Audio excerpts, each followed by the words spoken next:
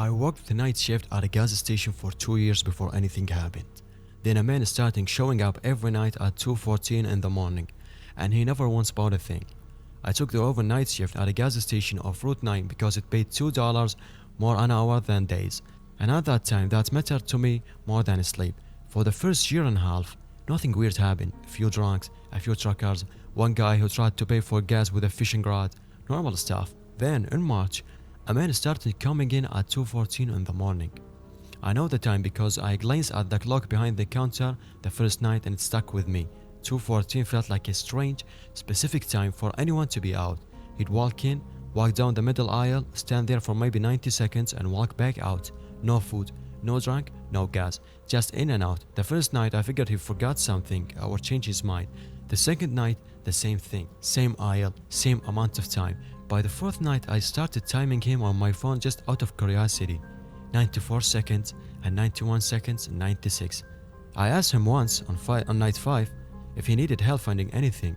He looked at me for a second, which was way too long, then answered, "Just looking." He said it with his voice flat, like he'd practiced the sentence.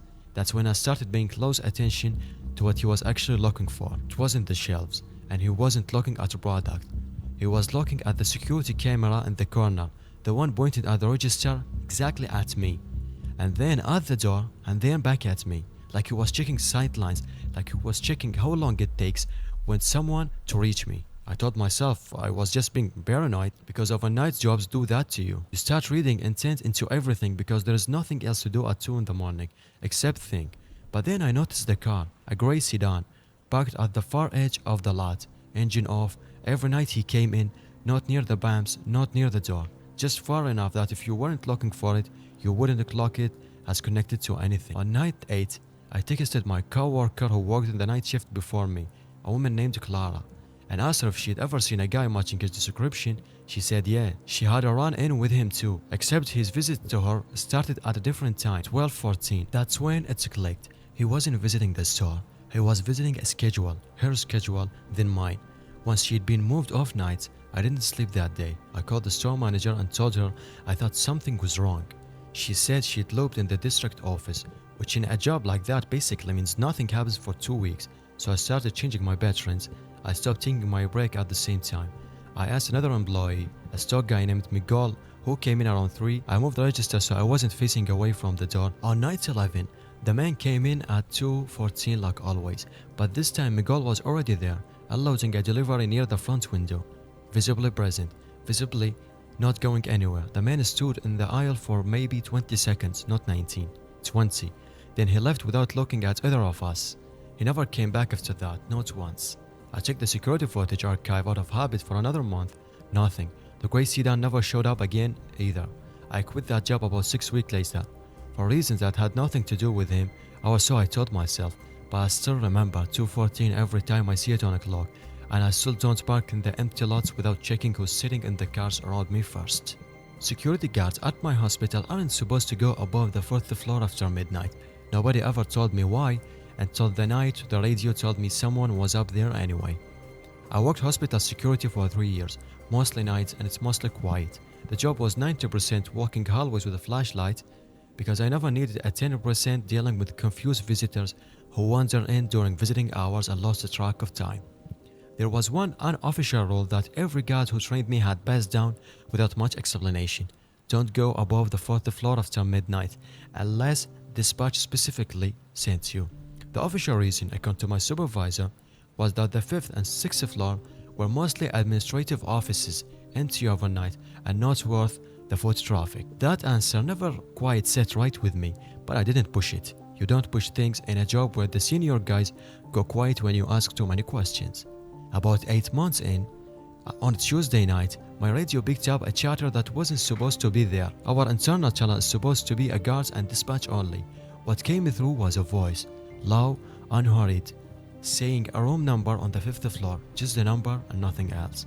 I called into the dispatch. The woman on the duty, whose name was Denise, told me nobody on our team was on that channel and nobody was on 5. She told me to hold my position and wait for her to check the cameras. She came back about 90 seconds later and said the 5th floor hallway cameras were showing static, all 4 of them at the same time. And I want to be clear that I am not the kind of person who speaks easily. I'd broken up fights in the ER waiting room. I'd walked in on a man having a psychotic episode alone in a stairwell. None of that scared me the way the hallway did. Denise sent me because police required a guard to physically check in any camera outage. No exceptions, even on the floor nobody talks about. I took the stairs instead of the elevator, which in hindsight was probably the wrong call, because it gave me more time to think about what I was walking into. The 5th floor hallway was dark except for the exit signs. The cameras were exactly where they should be, lenses intact, and nothing physically wrong with them that I could see. I read you with that in, then I heard the door, not a door slamming, but a door being pulled shut carefully, the way you would close if you don't want anyone to hear you leave a room. It came from the hallway to my left, the one with the offices. I walked toward it because that's the job. I checked every door on that side, all locked, all dark inside through the little windows, exactly the way an empty admin floor should look at 3 in the morning. Except one door had a window that was fogged, like someone had been standing close enough to breathe on the glass, recently enough that hadn't fully cleared. I didn't open it. I've asked myself since why I didn't, and the honest answer is I didn't want to know badly. And the honest answer is I didn't want to know badly enough to actually find out. I read you with Denise, told her the floor was clear as far as I could confirm, and went back downstairs. The cameras came back online about 10 minutes later. No explanation. They checked them the next day and found nothing wrong. No corrupted footage, no signs of tampering. I asked one of the older guards, a man named Ferris, who'd worked there almost 20 years, if he knew anything about the 5th floor. He didn't laugh it the way I expected. He just said, "You checked the doors and came back down? Good, that's the job." I never got a real answer out of him. I stopped asking after that, the same way everyone before me had. I still work nights at a different hospital now, and I still don't go above where I told to go, even when nothing's telling me to.